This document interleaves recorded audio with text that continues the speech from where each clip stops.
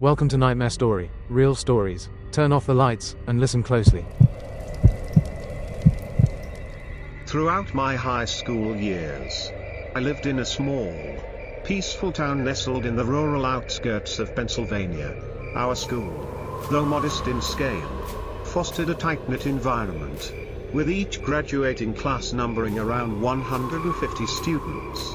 Even the least social among us were familiar by name and face, making anonymity nearly impossible.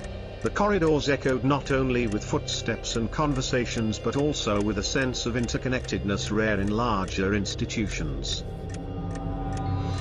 Generally, our school atmosphere was tranquil, unmarred by the dramatic incidents of violence or extreme bullying often seen in cinematic portrayals. Sure, social cliques existed. Some students were gregarious, deeply involved in extracurriculars, while others were more introspective, often immersed in books or solitary activities. But there was an unspoken respect that kept direct cruelty at bay.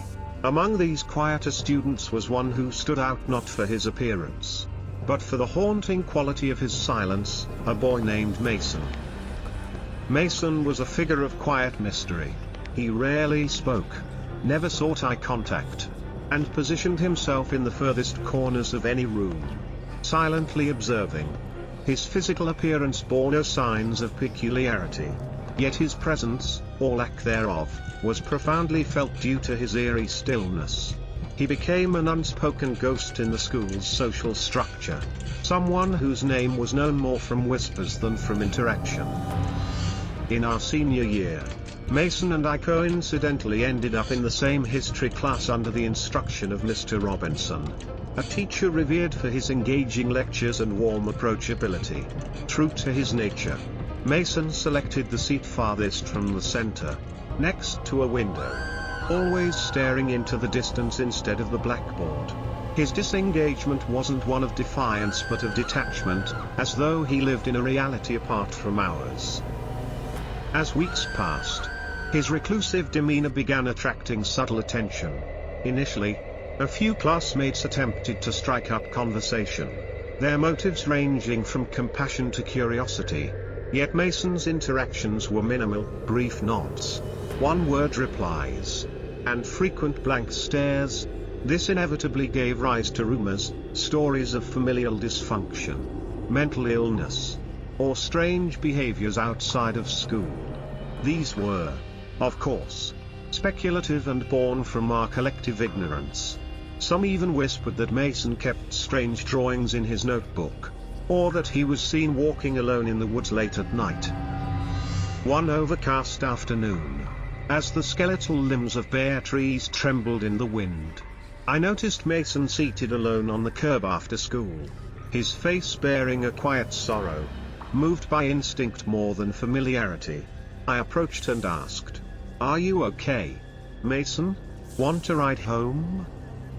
He looked up slowly, paused, then nodded. "Yes. Thank you," he whispered.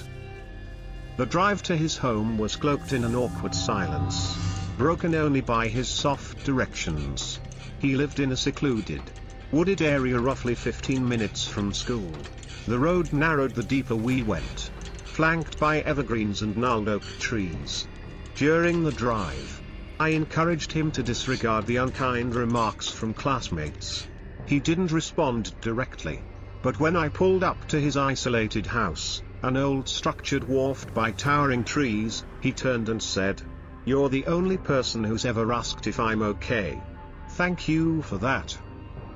From then on, Mason greeted me in passing, always with a small, solemn nod. We never became close, but something like a fragile connection formed. It felt almost like a silent truce between our two separate worlds. Then came a chilling Friday in late November. During third period, the school's PA system erupted. "Attention all staff and students. Initiate full lockdown procedures immediately. This is not a drill. Please lock doors, turn off lights, and remain silent." A flurry of motion followed. Our math teacher secured the door, shut blinds, and directed us to huddle against the wall. The silence was suffocating, pierced only by whispers and the hum of suppressed panic. After nearly an hour, the principal's strained voice announced that a masked individual carrying a black duffel bag had approached the school.